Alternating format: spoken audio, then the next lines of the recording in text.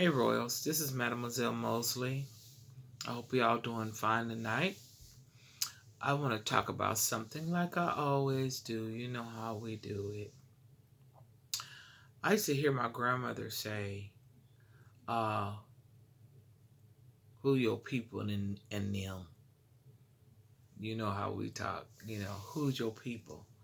What's their last names? And I used to look at her like, and when she would ask me, like, when I have friends, what's your friend's last name? Who their people is? I was like, why she being nosy? Want to know all of that? But they're not being nosy, which most of the time the older people didn't explain to us why they asked the questions that they asked. But they know that certain families is known for certain things.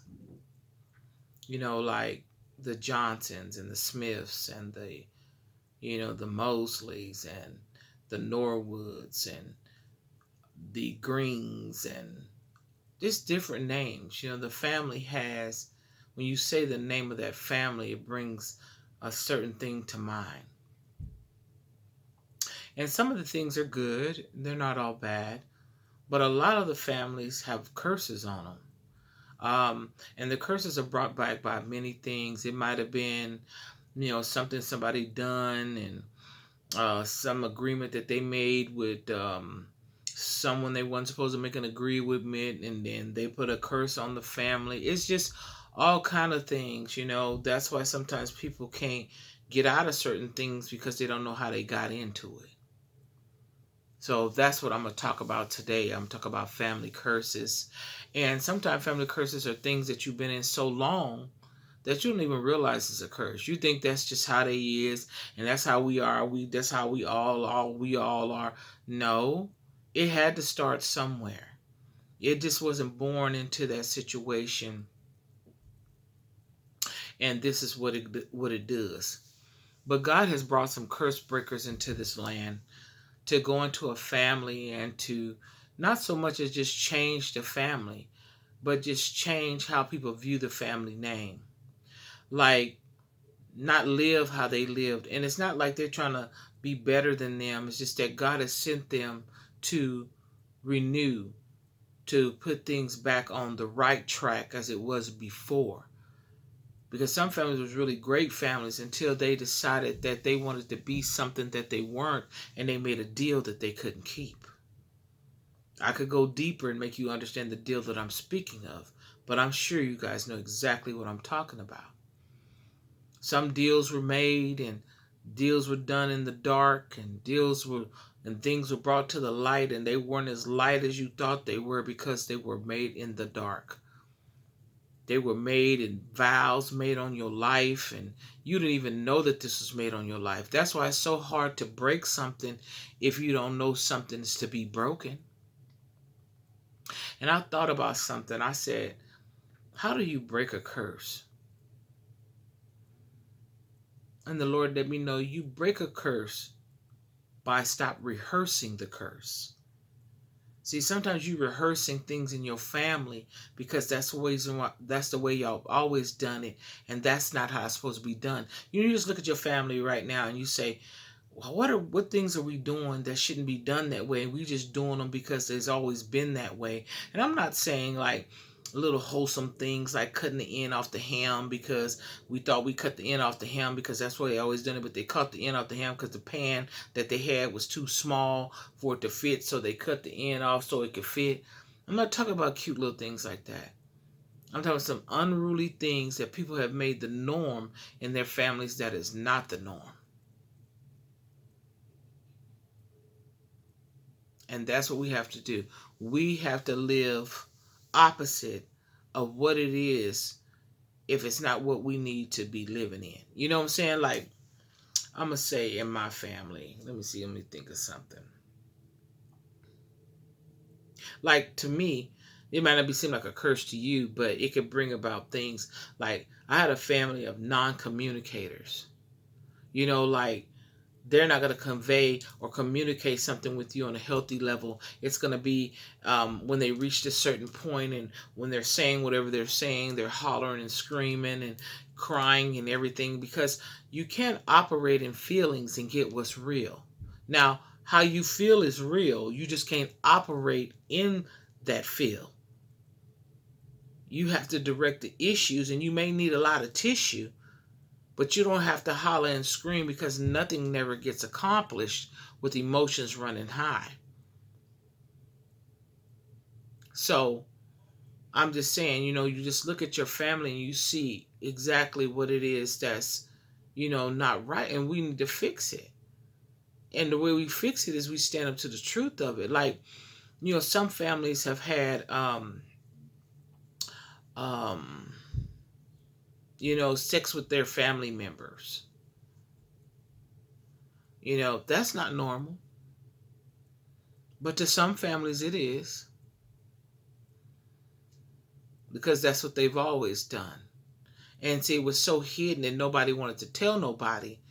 That's why there's so many victims running around, and they're continuing to make more victims, because people are thinking that stuff is real. I mean, that stuff is normal, and it's not. Because when you're behind your own back door, stuff that's behind your door maybe seem normal to you, but when you go against somebody else, you're like, oh, that stuff we doing ain't normal, or that stuff they doing, that's not normal, and they think it's all normal because they've always done it.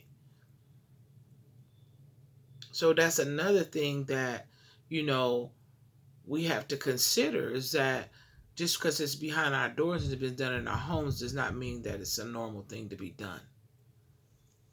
You just look at your families, and I'm not saying that everything is going to change in a day. I'm not saying you're the one to be able to change it, but sometimes you don't have to just even go into your family and change it. You just have to do differently. So when you step out of your house, so you give your family a brand new name, a brand new meaning to that last name. You don't have to carry on something that you didn't start. But like I said before, in order to be a curse breaker, you have to stop rehearsing the curse. You have to put it in reverse. So I hope that helps y'all. It's more in layers and layers to these family curse things. There's more things in families than what I just mentioned. But that's a start. It's a start just to look at what's in your family. You don't even have to discuss it with the people, because some people are so blinded or so lost in it that they don't want to put in the energy that it takes to change it. So sometimes you can't change the whole dynamics of your family that's already in existence. But from the point where you are in your family, you can do things differently. You can change it.